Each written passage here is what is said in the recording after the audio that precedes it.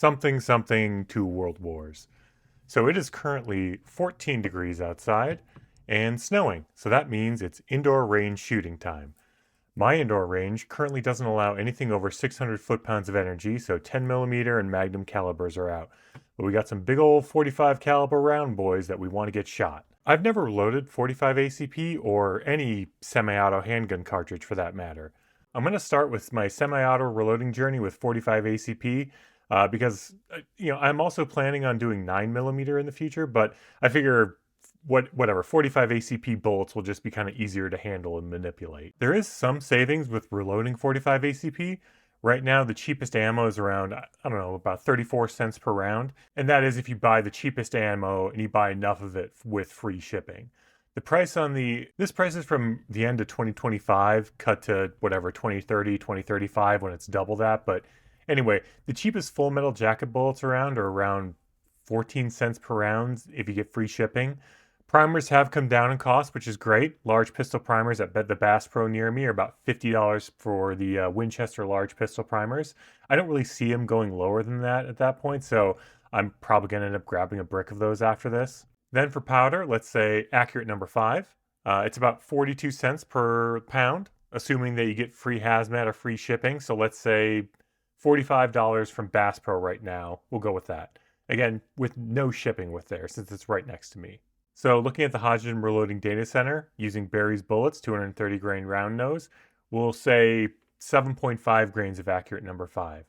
I chose accurate number 5 because I have a bunch of it, and in general, it tends to be on the cheaper end of powders. So I'll put a slide up here, but 7,000 grains per bottle, that gives you 933 rounds. We'll say rounding to 930 rounds. That gives you a total of about 24 cents per round, assuming you use your own once fired brass.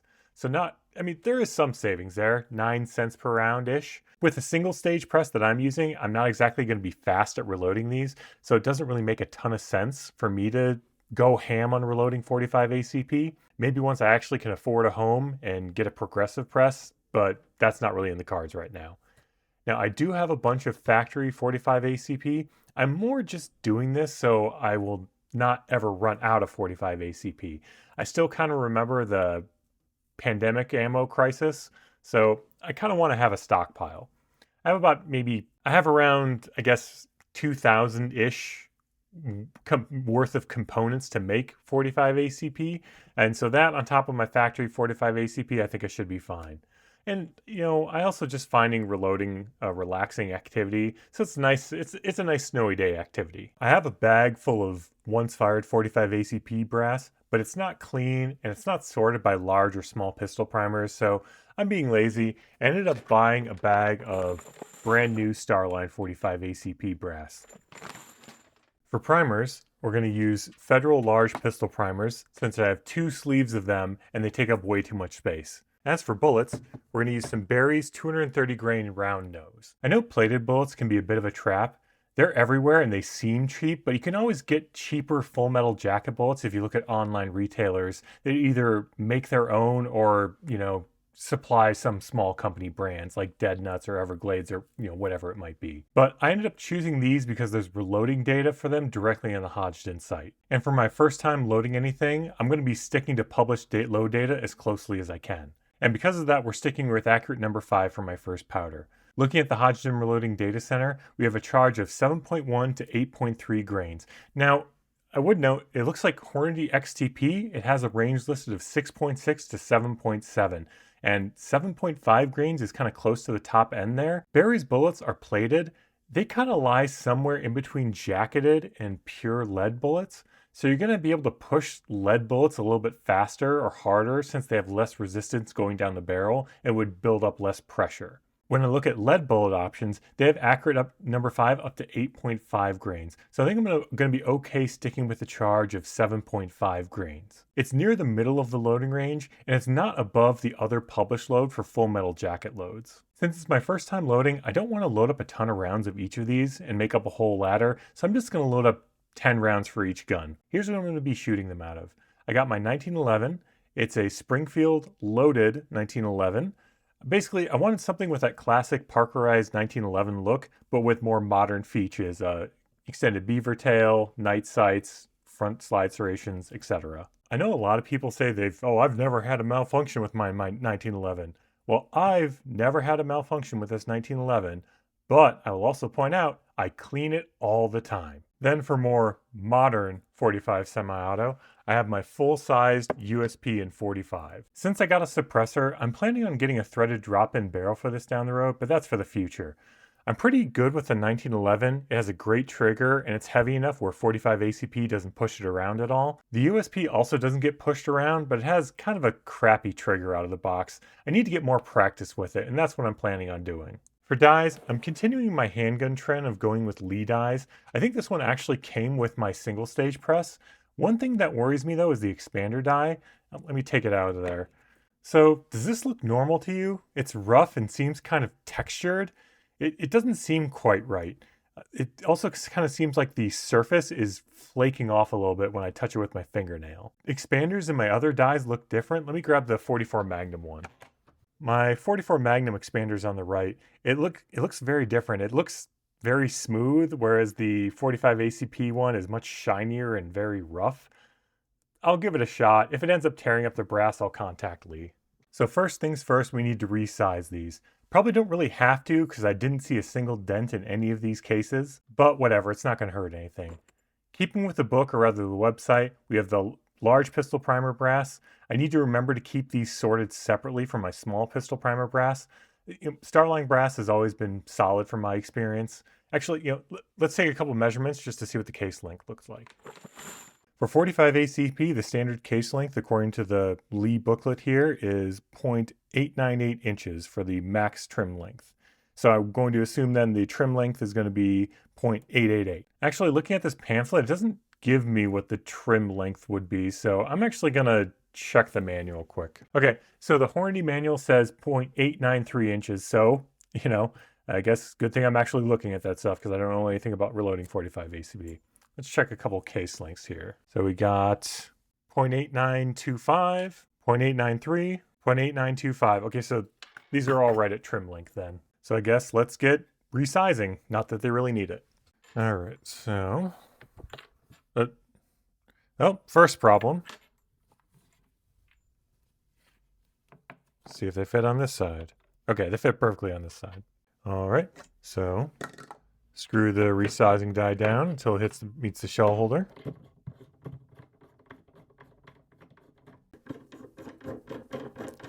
Touches and lock it down.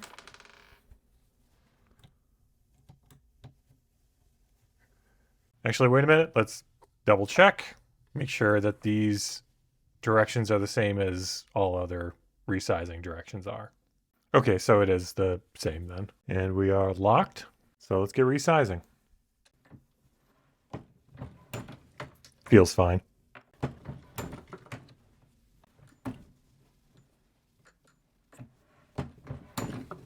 All right, so I actually resized 3 extra cartridges. I'm going to make 3 dummy cartridges just to make sure that they cycle properly in the 1911 and my USB. Now the next step on the pamphlet here is to prime. We're going to expand first because I don't quite trust the expander like I mentioned earlier. So let's see how to set this up. So it says to put a nickel on the shell plate and then thread this in, and that nickel thickness is... Well, I'll give it a shot. Now let me go find a nickel. All right, so I found a nickel. Put it on the shell plate, raise it up, and then thread in the expander die until it touches. There we go. So I won't bother locking it in place until I get the flare I want. So we'll start off with one of the test cartridges. That feels like that's going to flare it too much, but let's see what that gets me. That looks pretty jagged. Let me clean that off with a paper towel. Well, it flared a little bit. Let me compare the two. It does look a little jagged. It doesn't seem like it beat it up too bad, though. Let's see what it does with a bullet. Seems to hold on to a bullet. Let's try lowering it 1/16 more and see what that gets me. We'll see if this is too much flare.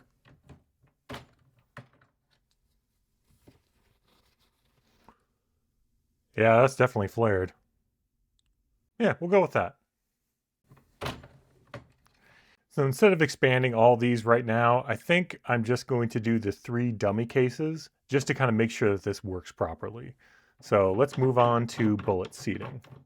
Because at least with the expansion, I know using the nickel, it gives me pretty much the flare I want, or the nickel plus 1/16 more turn, or 1/6 more turn in. All right, so bullet seating die, what does it say for that? Loaded round not available. Insert the case into the shell holder plate, raise the ram to the top of its stroke, hold the handle down, screw a bullet seating die until it stops turning. Insert the case onto the shell holder plate and raise the ram to its full highest position.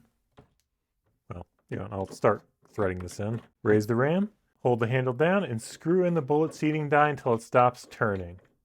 There it kind of stops. I can tell that's where the crimping is going to start. Turn adjusting screw down 2 turns. My previous experience with reloading would say I would want to back this off like a half turn just to make sure I'm not crimping or anything like that. So I'm going to back it off pretty much a full turn and lock it in place. Raise the adjustment so until I can see the threading. Actually, you know what? I have a Lee micrometer seating die, so I'm going to put that on. All right, so I got the micrometer seating die in there. We will put a bullet on here. Okay, that looks like I probably actually overexpanded that a little bit, but that should be fine. Raise the ram, and it's not touching at all. So keep going down until I see raise the ram, and it's not touching at all. So I'll keep screwing this down until I feel some resistance. Oh, there's some resistance. Let's get it on a whole number and see what that gives me for a length. This is definitely way too long still. 1.383. I need to go down some amount of inches. I didn't write that down. Let me go look up what the overall length is supposed to be. First concern, the cartridge overall length. The Hodgdon Reloading Data Center in the which is the Western Powder Manual, says that for the 230 grain Berry's bullets, round nose, it should be a cartridge length of 1.250. Now the Berry's bullet website says 1.275. The maximum overall cartridge length, at least according to the Lee pamphlet, is 1.275. So maybe they're just saying, maybe Berry's is just saying that's the max. We'll stick with what the Hodgdon Reloading Data Center says for now. So we're looking for 1.25 inches. And we are at, just reminding myself again, 1.385. So I'd have to go down at least another 100. 100. All right, that's looking more like a 45 ACP cartridge. 1.287, so we need to go down another 37. So 10, 20, 30, 35, 36, 37. Let's see where that gets us.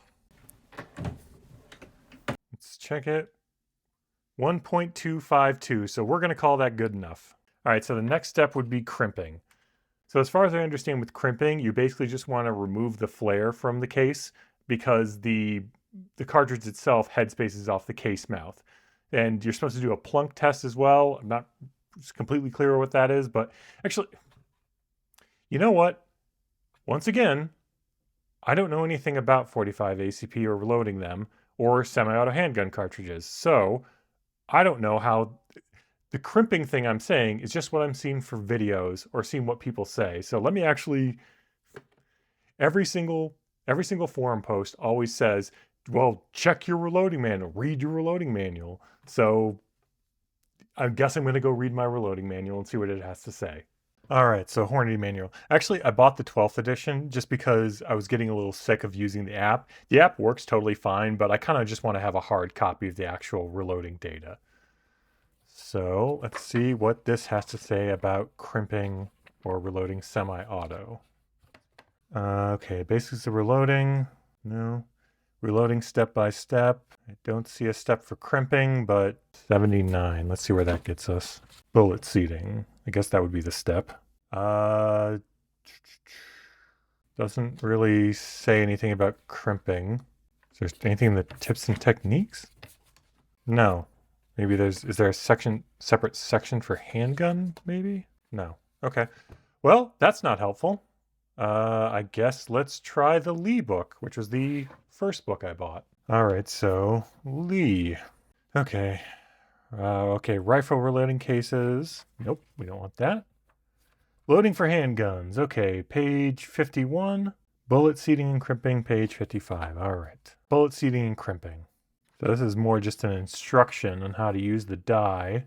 Okay, so this is more just directions for, it shows a 9mm in the bullet seating die, but it's talking about reloading for a bullet with a cannular and talks about how good his dies are. Okay, so that doesn't actually tell me much. Let's try the spear manual, I guess.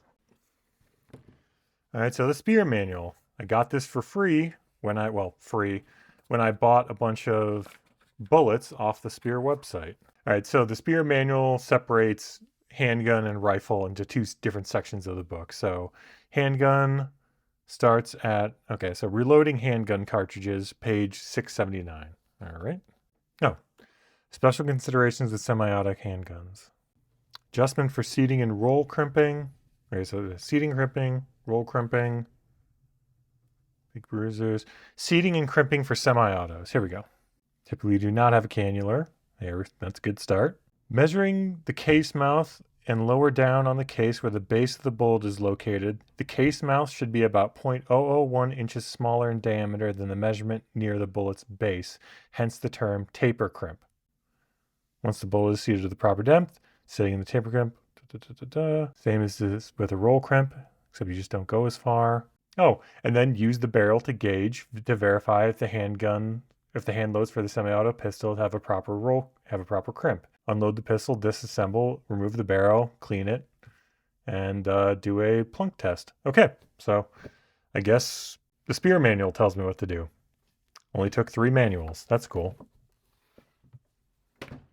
I guess let's see if the plunk test works on my case where the flare hasn't been removed yet.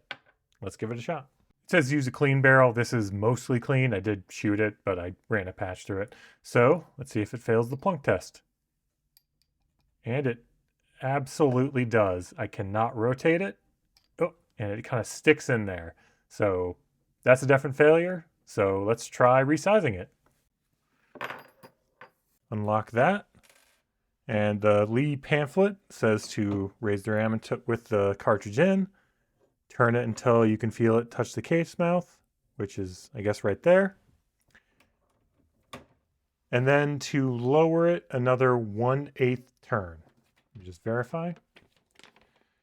And then if crimp is desired, which it would always be desired with 45 ACP, so this is clearly just a generic directions. Lower the ram, thread the die in an additional 1/8 turn.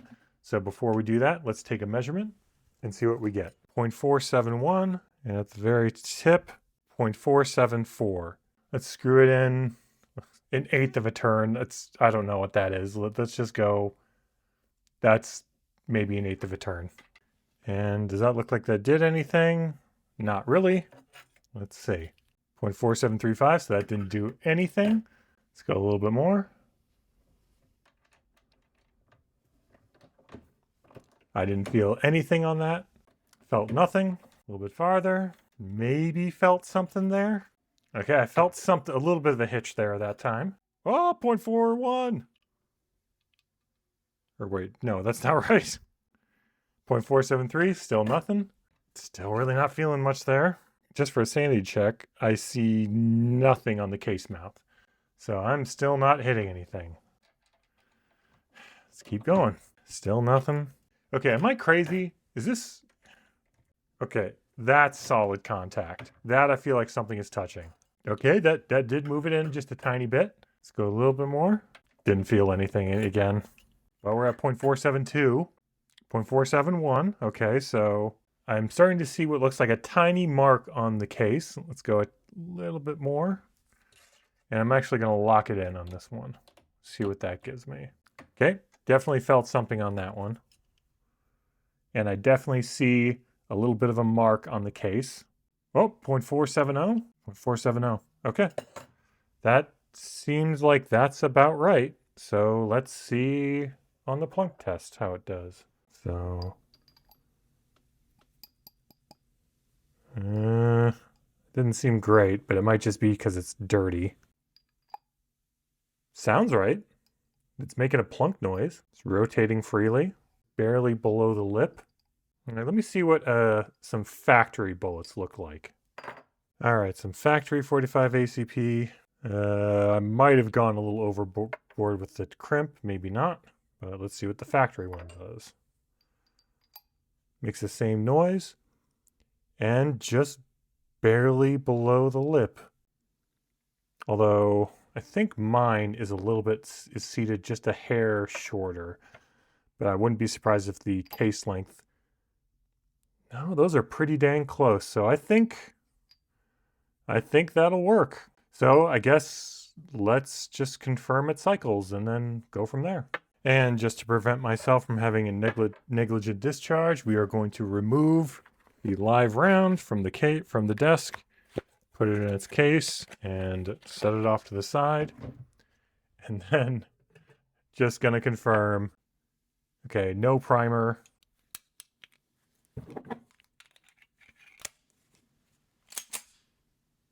Okay, that's loaded fine. And let's see ejection. Okay. And for the heck of it, does it look marked up? Doesn't look marked up. 1.253 again, so didn't move, seemed to cycle fine. I guess let's load up some rounds and see if it actually works. All right, once again, nickel on the press. Screw it down until it makes contact. Screw it until it makes real solid contact. Okay. All right, so we got the other two test cartridges that we're gonna do. Don't know why I didn't try just doing both of them right away, but I didn't. Okay, these ones didn't come off nearly as dirty, so I'm guessing maybe some of that coating that was on there flaked away on the expander. That fits great. These are still a little marked up. It's not anything bad, but it is a little weird. So, well, I'll keep going.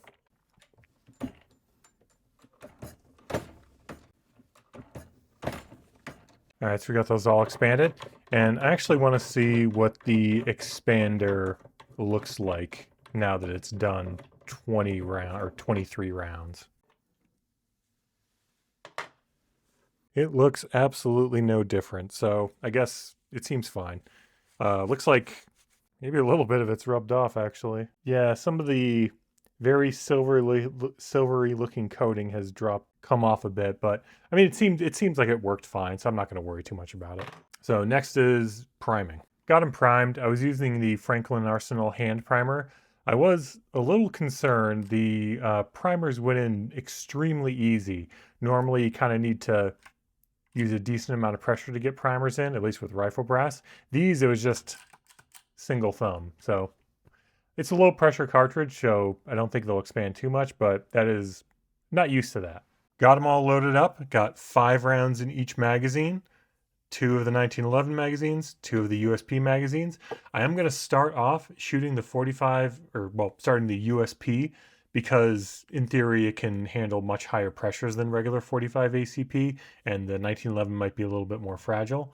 So I will just double check to make sure that these cycle properly. Got the 3 dummy rounds I made up, and just confirming there's no primers in these.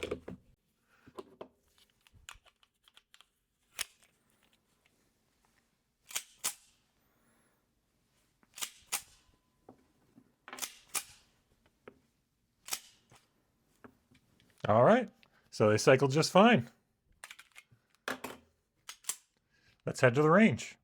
Or, well, head to the range tomorrow. I'm not freaking going today. All right, it's about 2 weeks later, so I started using my HK USP. Since that thing is supposedly a tank, it can withstand really super hot 45 ACP. I got an average velocity of 784 feet per second with a standard deviation of 23 out of a 4.4-inch barrel with the USP. This gives me 314 foot-pounds of energy. Cycled fine, felt like kind of regular 45 ACP range or plinking ammo. Since that went well and didn't give me any crazy velocities, I switched over to the 1911 and got an average velocity of 812 feet per second with a standard deviation of 28 out of a 5-inch government barrel. This gives me 337 foot-pounds of energy. Now, the reloading data said that this charge would give me a little over 800 feet per second, so this is pretty much spot on.